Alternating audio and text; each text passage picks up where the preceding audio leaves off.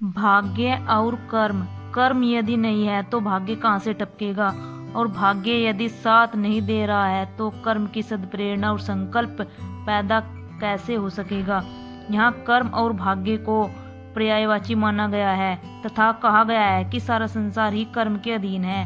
हम जैसा कर्म करते हैं वैसा ही फल भोगते हैं। फूलों के बीज बोने पर फूल और फलों के बीज बोने पर फलों की प्राप्ति होगी, किंतु कीकर रोपने से आम पैदा नहीं हो सकते और सूल फूलों में नहीं बदल सकते। इसलिए देखा जाता है कि संसार के बड़े बड़े कर्मवीर, साहसी, विजेता और धुरंधर प्रशासक भी भाग्य के तूफान में फंस जाने पर व्याकुल होकर कह उठते हैं। ईश्वर जिन्हें सुख देना चाहता है उन्हें बिना परिश्रम किए ही धन प्राप्त हो जाता है।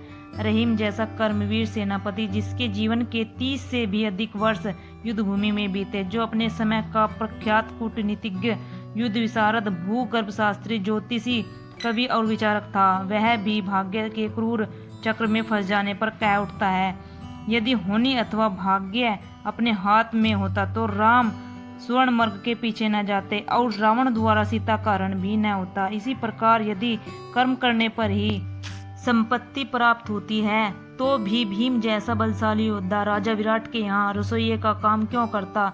ध्यान और कर्म को भाग्य ही माना है, अर्थात यहाँ जैसा भाग्य होगा वैसे ही कर्म की प्रेरणा होगी और जैसी कर्म प्रवृत्ति होगी वैसा ही भाग्य हो जाएगा।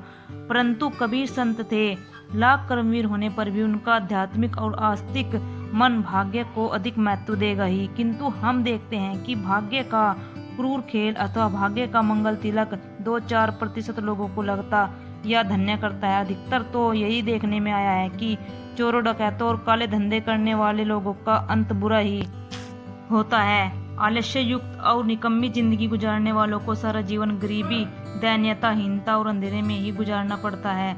ऊंचा पद, यश, ज्ञान, सफलता, उपलब्धि और सुख सुविधाओं के द्वार भाग्य भरोसे बैठने वालों के नहीं, कर्म करने वालों के लिए ही खुले रहते हैं।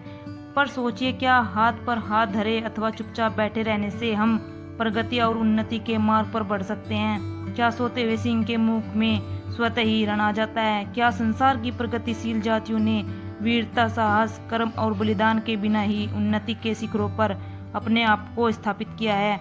हम इतिहास में देखते हैं कि शिथिल, भाग्यवादी, दुर्बल और निकम्मी जातियां कभी भी समय पर शासन नहीं कर सकी, अपितु हमेशा पराधीनता की बेड़ियों में जकड़ी रही।